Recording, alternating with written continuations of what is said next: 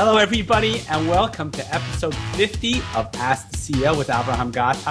Today's a very special episode because this is our big 5-0, and for our special episode, for our centennial, we have invited a very special guest. She is the co-founder and CEO of strongDM, the definitive data security product. Previously, she was co-founder and CEO of the cross-device profile company MediaArmor. After its acquisition, she served as VP of Analytics at the acquirer Nomi. Prior to MediaArmor, she led the client analytics and media optimization team at Dotomi, now Conversant, generating an annual $500 million in incremental revenue for 50 of the IR Top 100. With over 15 years experience leading data-driven organizations, she is an expert in analytics, data privacy, and security. It is my honor and pleasure to welcome Elizabeth Zalman. Welcome, Liz. Thanks, Avrohom. Appreciate it. Oh, my pleasure. You know, with all the craziness going on today, with the credit bureau agency security breach, I am so glad to have an expert on to talk about data security. You're very sweet. Yes, it's been a couple of fun weeks. So tell me a little bit about strongDM. You know, what does the company do and what do you do? So the company secures access to databases. I think it's interesting you brought up the Equifax breach because I think that the big problem out there today isn't that hackers can breach a UI or a firewall. It's that they can actually go on and penetrate like corporate databases and steal identities and credit cards and all that stuff. And what we ended up finding that we hunted down, and I'll sort of tell you the backstory of the company, is that with respect to database access, it just requires like a single user's credentials.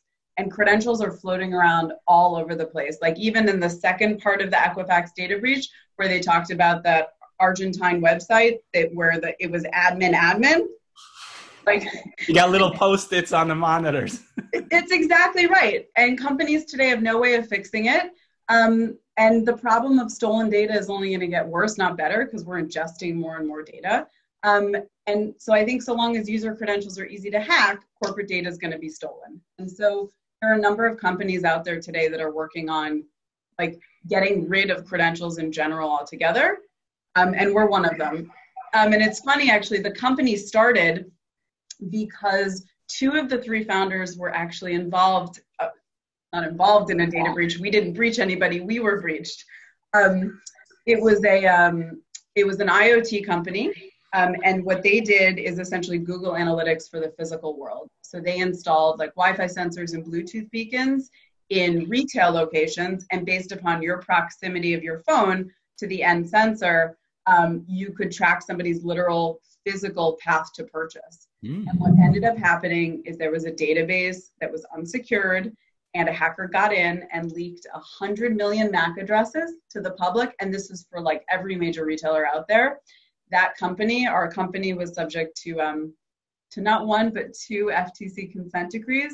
And that was the end of it. So we both felt pretty strongly that there was another story out there with respect to credential management, and we decided to focus on databases. So you formed strongDM after that, right? Yes, correct. So tell me a little bit about the solutions, about the credential management solutions that you offer. So it's very simple. We secure access to databases, and what ends up happening is that you actually revoke database credentials, right? If they don't exist, people can't get in. And so people get access to us, which is a proxy service, and then we manage the connections back and forth to the different databases. So everything gets centralized, everything gets collapsed down so that DevOps and systems administrators don't have this massive threat surface area of credentials. And then because as a proxy service, everything is going through like a single pipe, you can see who's doing what, when, and where.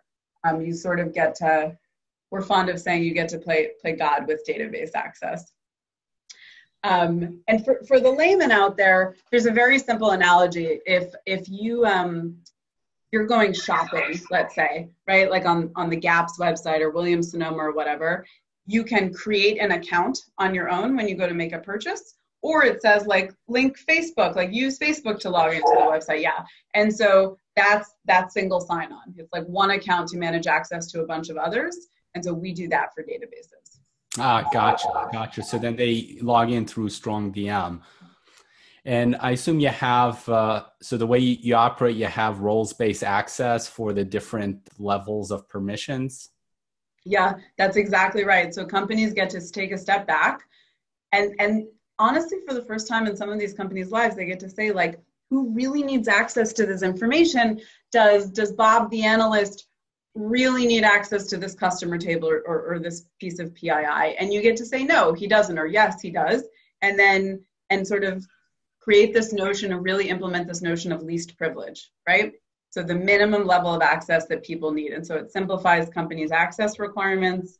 And it honestly makes their lives a whole lot easier. Yeah, for sure. So take us through a scenario. So let's say you have a guest coming into a building and some guy's got his password very prominently displayed on his monitor, right? So this person goes home and he decides, hey, let me try to hack in, right? So he obviously has the password, but what can be done now? Like right this very moment. Right. So right now, so he's not only going to need the password, he's going to need the guy's username. He's going to need the address of the database. Oftentimes, or the majority of the times, companies' databases they're private. You can't access them publicly. So you either have to be in the office or on the VPN, which means you have another level to get through. So there are definitely protections that are already available there. Yeah, and if you're on the VPN, then you're identified already. So you're not anonymous anymore. You're not anonymous. No, they would be pretending, be the other person. Mm-hmm. Gotcha. Nice. Just curious, in your experience, when it comes to cybersecurity or data security or any kind of security, are you finding that 80 or 90% of it is really educating people, the human factor? You mean like for end users, like consumers, or for companies? For the owners of the data. So the people that are supposed to be safeguarding it. I think the problem today is actually arrogance, if I'm being honest. So I get two types of people on phone calls. I get people who think this is the greatest thing since sliced bread. And then I get people who say, I don't need this. This isn't necessary. I'm not going to need this for a year. I do this myself. It's already automated, so on and so forth. The best customer conversation I've ever had was with a director of security at a recruiting company. And he said that he needs to assume that it's not a matter of if, but when. So he's like, so I need to go and implement everything I possibly can. I'm going to go get compliance certifications and all security best practices. And then I'm going to assume that it's still not enough. And I'm going to ask myself, okay, assume somebody got in. What else can I do in order to mitigate the risk? And I think companies today are not skeptical enough. Like they don't hire enough skeptics to sort of say, hey, what else could we be doing here beyond the status quo? Because if you think about it, like compliance isn't enough. Like Equifax was compliant up the wazoo. They were compliant, I think, with PCI, with FINRA, probably trying to get compliant with GDPR requirements. Target was compliant. Target got breached because they had a database credential that was sitting in a piece of software that a third party owned, and the third party got breached. And so it's almost like just being compliant isn't enough. Just doing all the standard best practices isn't enough. You sort of have to say, well, what about my vendors who hold a credential? Well, what happens when somebody gets in? And that sort of lack of arrogance and that deference to hackers, quite frankly, isn't around in a lot of orgs today that I speak with. The scenario with third-party vendors is a very real one, right? Because I myself, I'm a third-party vendor to many large companies at times, and I'm just thinking how, well, I don't have the resources to implement all these security tools that they have, although I'm probably less of a target of being breached than they are. But, so it's kind of like a balance. But I'm just thinking that this would be a very good use case for your solution.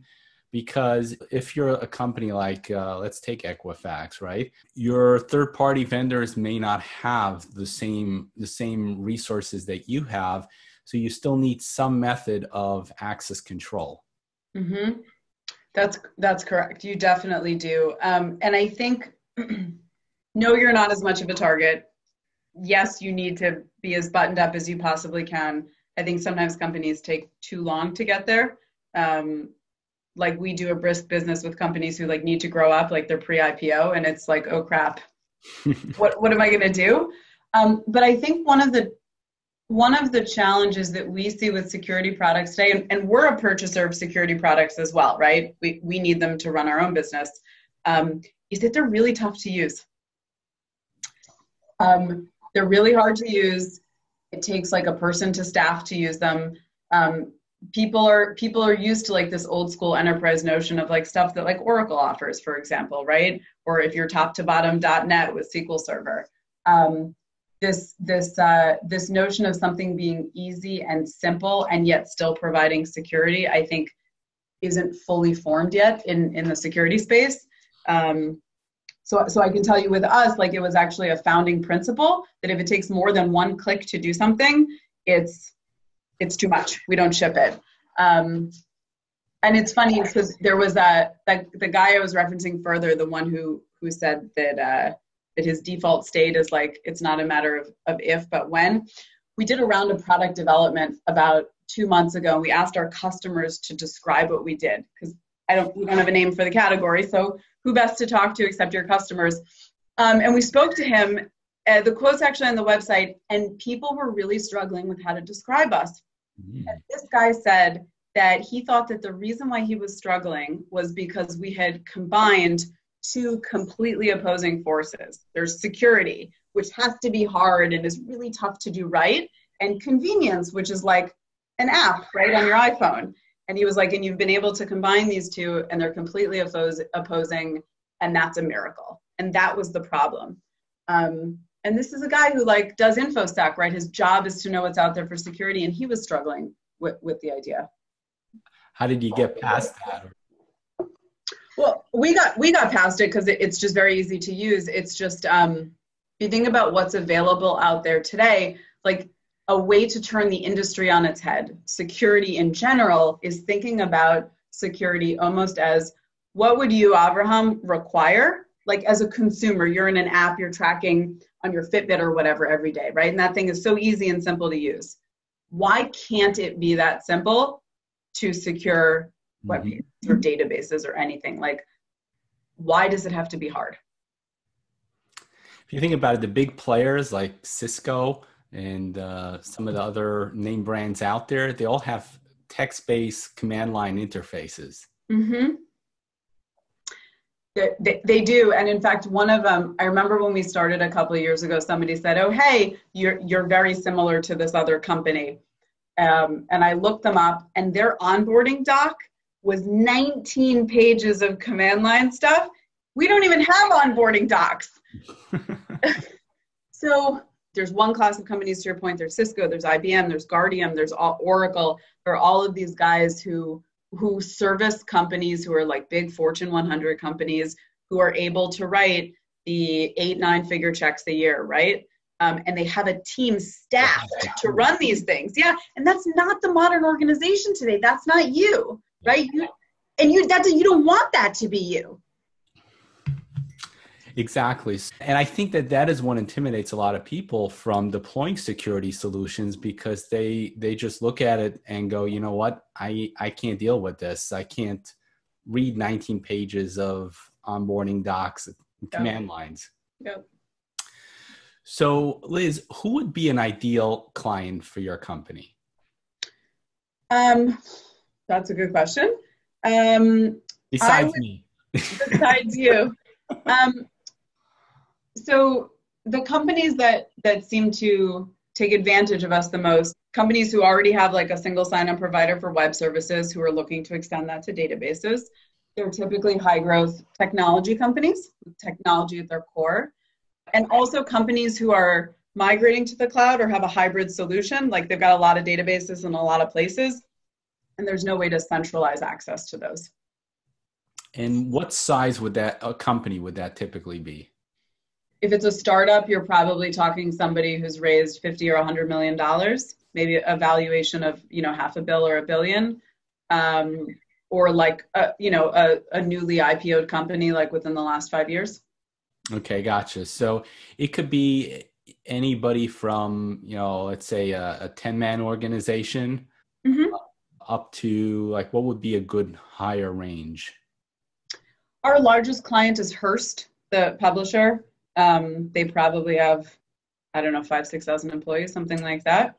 Yeah. Gotcha. So it's a nice range. It's a nice range, and it's the exact same amount of effort to implement, whether it's you or it's Hearst. That's the beauty of it. That's the beauty. Awesome. So Liz, have you ever dealt with IoT technology? I know you've had an IT company, but within your current company, have you ever dealt with the IoT security? We have, in the sense that we have customers who deal in that space, and they're ingesting just gross, enormous quantities of data. And so they're securing access to that data through us. Sure. Awesome. And have you found any challenges with securing IoT companies? IoT companies tend to be more like data lake companies, right? Or NoSQL databases. So just big blobs of data that are coming in like a Hadoop ecosystem, right? And oftentimes in the Hadoop ecosystem, access is almost more command line oriented, because it's file systems. It's like HTTPS, DFS, as opposed to people who are ingesting smaller quantities of data, which doesn't mean small, it just means smaller.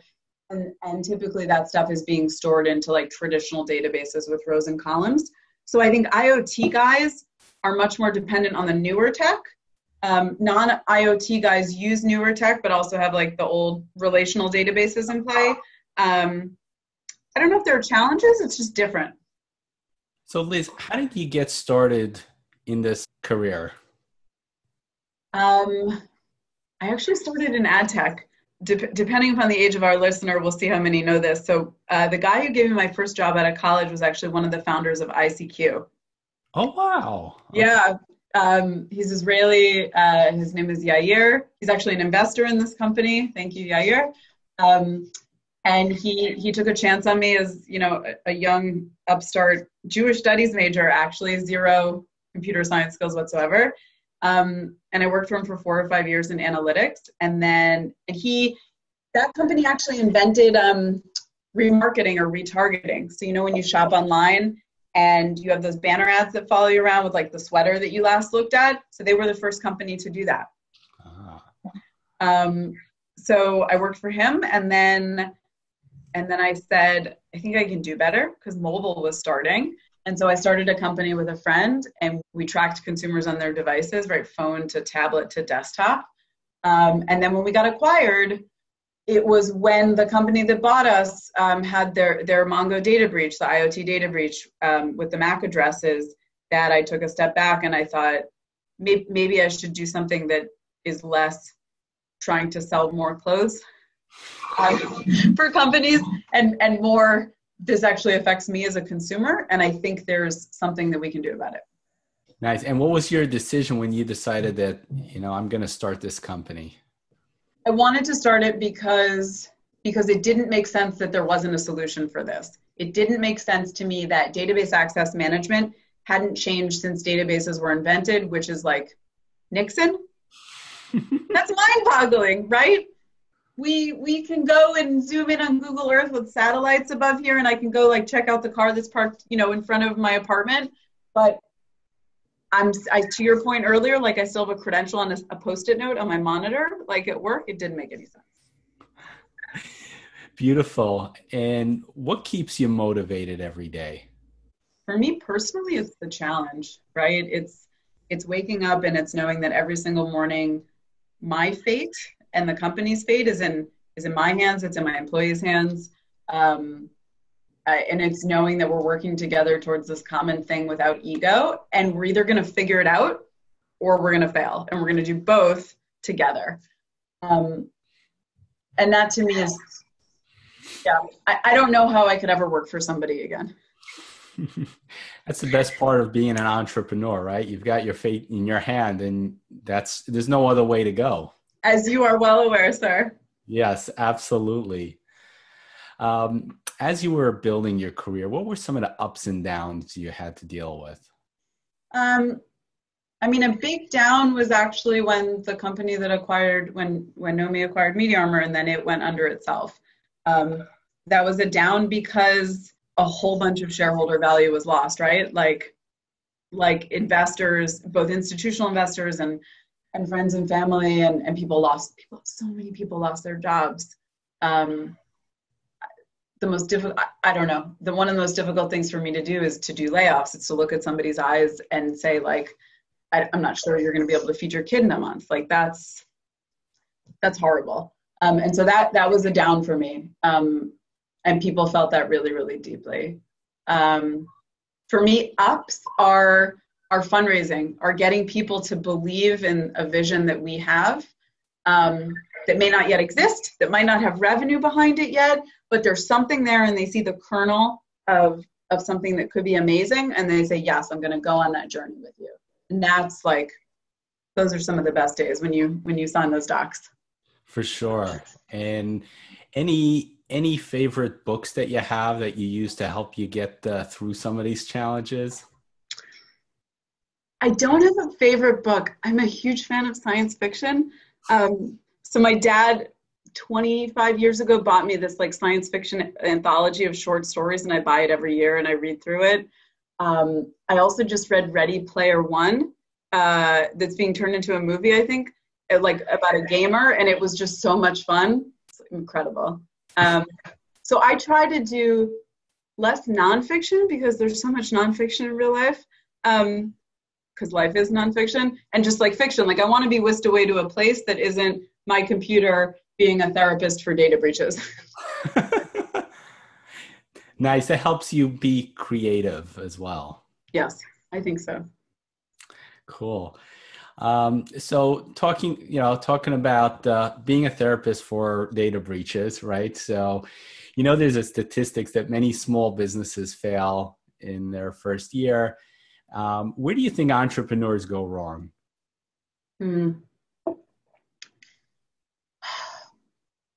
I think very similar, and I'll speak from personal experience, I think very similarly to what I said earlier about security professionals having an ego. I think entrepreneurs have an ego. And I have one too, right? You need it. You got to do it for the job. You got to be stubborn and steadfast and say, no, I'm not going to do this. I believe it's going to be this. But I think what ends up happening is that, and everybody says this, right? Listen to your customers are going to guide you. I think very few people actually do that.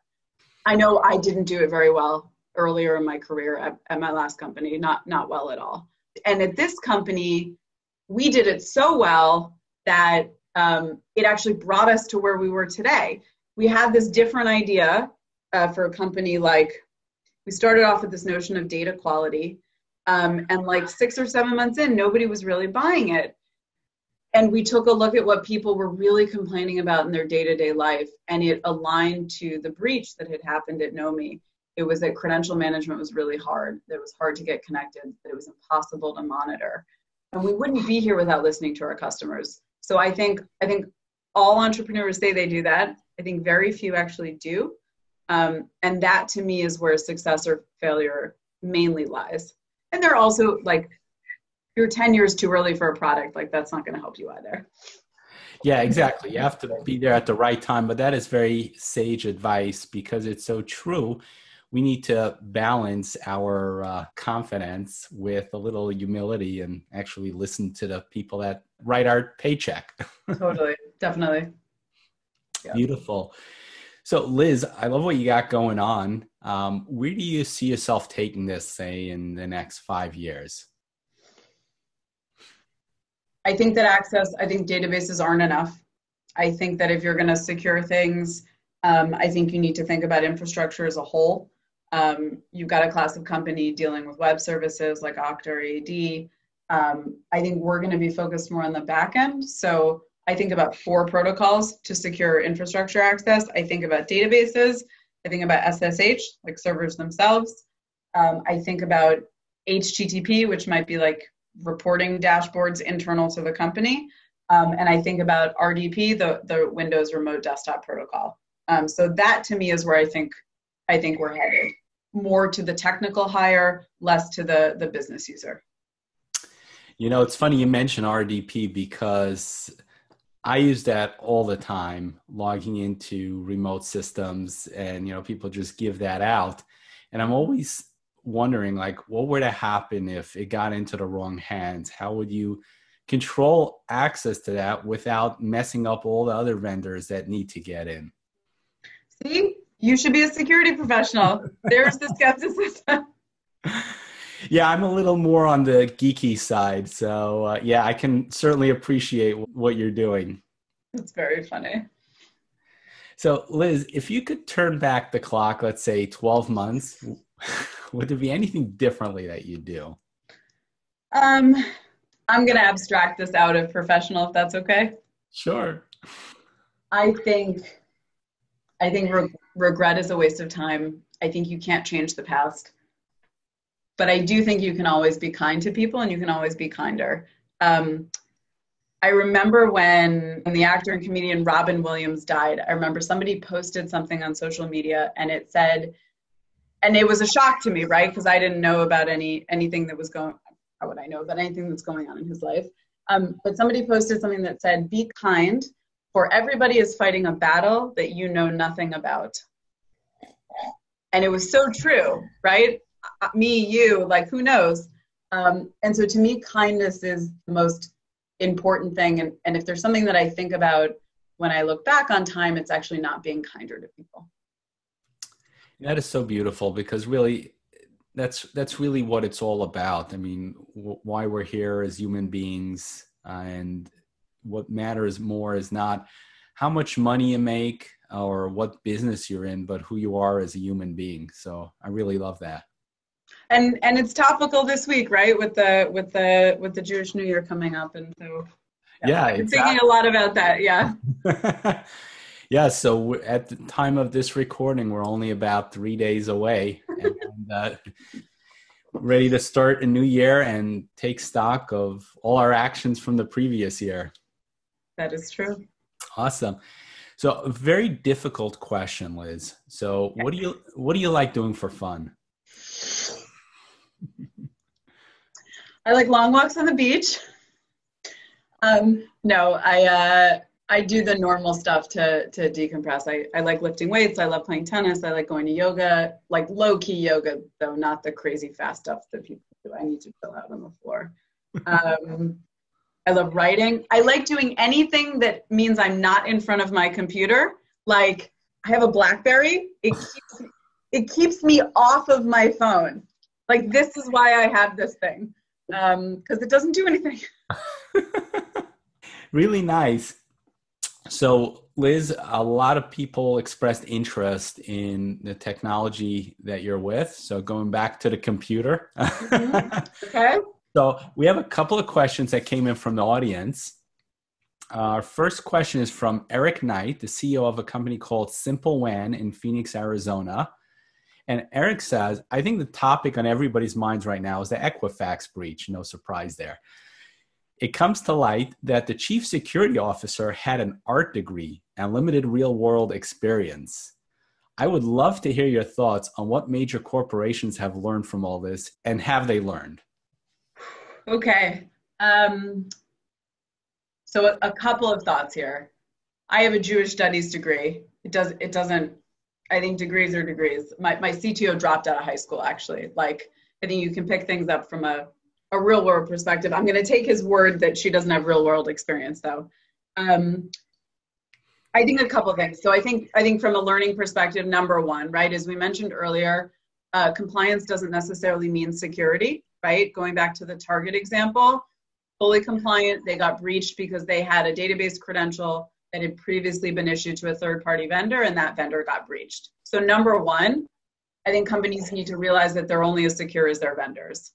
Number two, they need to assume they're going to get breached. Not if, but when, right? Hire the skeptics.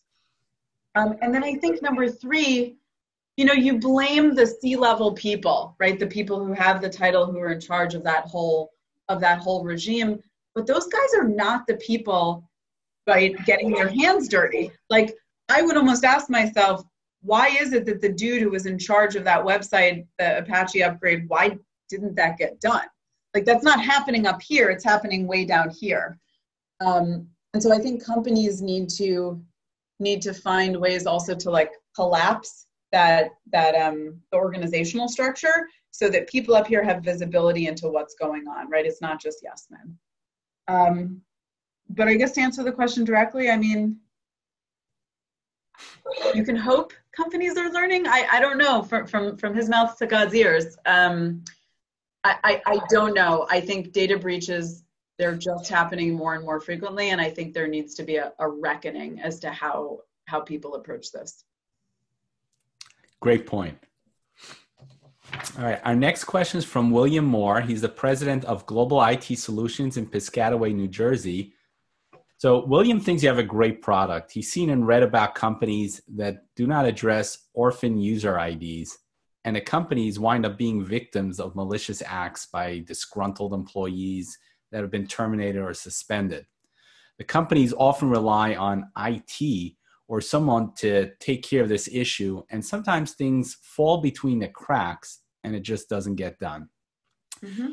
So his question is, do you offer or have you considered offering postmortem unauthorized access detection? So in other words, generating an audit which represents the instances and data that have been accessed in an unauthorized capacity after an employee was suspended or terminated. The answer is, first of all, he's right.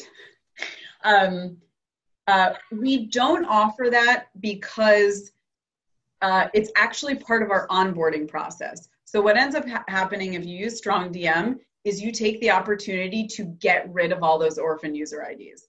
So if you think for a second, right, you're going to go and take database access away from, usernames and passwords for every employee, for every different data source, that like rat's nest of credentials, and you're going to collapse it into the strongDM control plane. The only way that you're going to be sure that you're starting out secure is by getting rid of all the stuff. So one of the requirements that we have for our clients once they're on the system is they get rid of all of the old stuff. Otherwise, it doesn't make sense for you to bet the farm on a system, right? Because you're implementing us because you need a system of record. You got to get rid of everything else. Beautiful. And that makes a lot of sense as well. Just give access to whoever needs it today. Mm-hmm. Awesome. Okay. Our next question is from Agnes Vaisier from Risk IQ in London, England. So Agnes says, since your solution seems to be revolving around IAM, Identity and Access Management, how did you get the idea to simplify that process? It came from that data breach, the IoT data breach with the MAC addresses. It was the MAC addresses leaked. There was an unsecured instance. Data was not encrypted at rest. It was a violation of the privacy policy. The FTC caught it. 2 consent decrees later, we're dead. And none of it made sense. Why have a privacy policy that stated that things were encrypted at rest when they weren't? Why do you have an unsecured instance out there in the wild anyways, right? Mongo by default has no authentication. Why wouldn't you fix that? And certainly why wouldn't you fix that when you have every major retailer in the world that's your client? So it was pretty obvious that something needed to be rethought, and it didn't seem like anybody was really playing in the database space. Great. Our next question is from Scott Schober, CEO of Berkeley Varitronic Systems in Metuchen, New Jersey. And Scott is a leading expert in the cybersecurity field. He also authored a book called Hacked Again. It's a great title. So Scott says, people will always trade security for convenience. How can you get convenient access to your data without compromising keeping it secure? Yep. And so sort of going back to the point we touched on earlier, I completely agree with that point of view. It hasn't existed so far, or I haven't seen anything like it outside of us. I think I think that humans by default will trade security for convenience, right? You always want to cut corners. You always want to make it easier for yourself. So what we did is we started with, at our core, we're a security product. We're like a database VPN. Every click in the network, every authentication, every query, everything's recorded. But then the question became, okay, so now that you have this core piece of security, how do you make it as easy to use as a consumer app like Fitbit? So if it takes more than a click to do anything, we don't ship it. It's the principle behind the product. I actually had somebody tell me, maybe 9 months ago, a year ago now, he said, try not, he goes, not try not, he said, have you considered making it more difficult to use? And I was like, what? And he said, it just seems so easy to use that it feels like I shouldn't have to pay money for it. Like it's just too easy. So talk about the expectation that exists out there of like having security be difficult. I couldn't believe it. I mean, I could, but I couldn't. Create this really complex command line, just that doesn't do anything, but it's just there to keep the price point. Right. I should have like an alert go out that says, please log into the command line and type in this arbitrary command to keep your system up and running. Totally. That's the next release. Mm-hmm. So our next question is from Deidre Diamond, founder and CEO of CyberSN and BrainBabe.org in Boston, Massachusetts. So Deidre says, I would like to know about challenges you faced as a woman that you don't see men facing. Oh. I saved the best for last. Oh, Ms. Diamond, I love her. I think there are challenges that women face that men don't, and challenges that men face that women don't. I think I'll speak personally about being in the security space now. So we sell to CTOs, heads of infrastructure, heads of information security. And I think oftentimes in many of these companies, through no fault of anybody's own, I think guys sometimes just want to talk to other guys, right? They want to know that the person that's sitting across from them can plausibly be sitting next from them, coding, right, in the trenches during something. And I think sometimes women just don't fit that mold, right? Like we don't. And I think that's okay. And so there have been many meetings in which I've been in which I've actually been the technical resource in the room, but the CTO sitting across from me wanted to talk to my male co-founder who's like a marketing guy, who looks like a marketing guy. And so he would ask marketing guy a question and I would answer. And then he would ask another question to the marketing guy. So there's this bizarre triangle going on where I was never acknowledged. And so I think, can I win that battle in that room right there? No, I can't. And sometimes that's going to happen. And it's not the rule for sure, but it's going to happen. And so you give the CTO what they want at that particular moment in time, which is a male voice. But I think that slowly over time, the incidences of that become less and less, and you sort of crack away at that sort of assumption or that requirement, and it just becomes like doing business with like, it's just one human to another, right? I've said this many times. One of the things I really appreciate about speaking to female entrepreneurs is that I had no idea this stuff still happens today. Avrohom, I could tell you stories that would make your hair stand up on end. So, I could certainly appreciate what you go through and the challenges you go through and, stuff that I take for granted because I don't deal with that.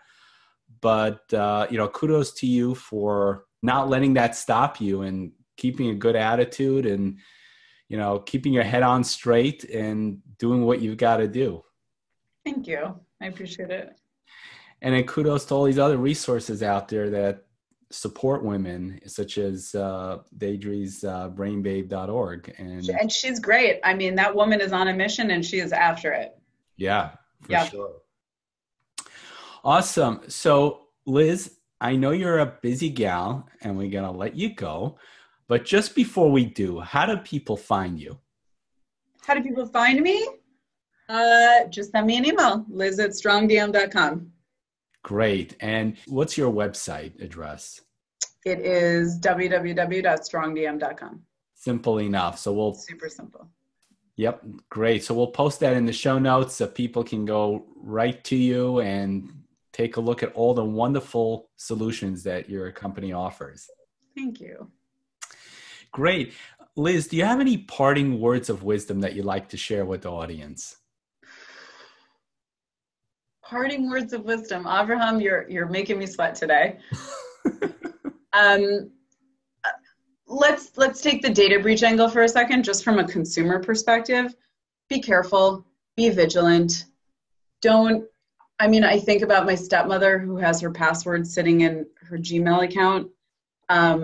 I think about my brother who's very hip and, is in his 30s and didn't take a single step to even look up whether or not he might have been impacted by the Equifax data breach. There are very simple steps that consumers can take to protect themselves against companies not being totally buttoned up, or being victim to being buttoned up, but because it's going to happen.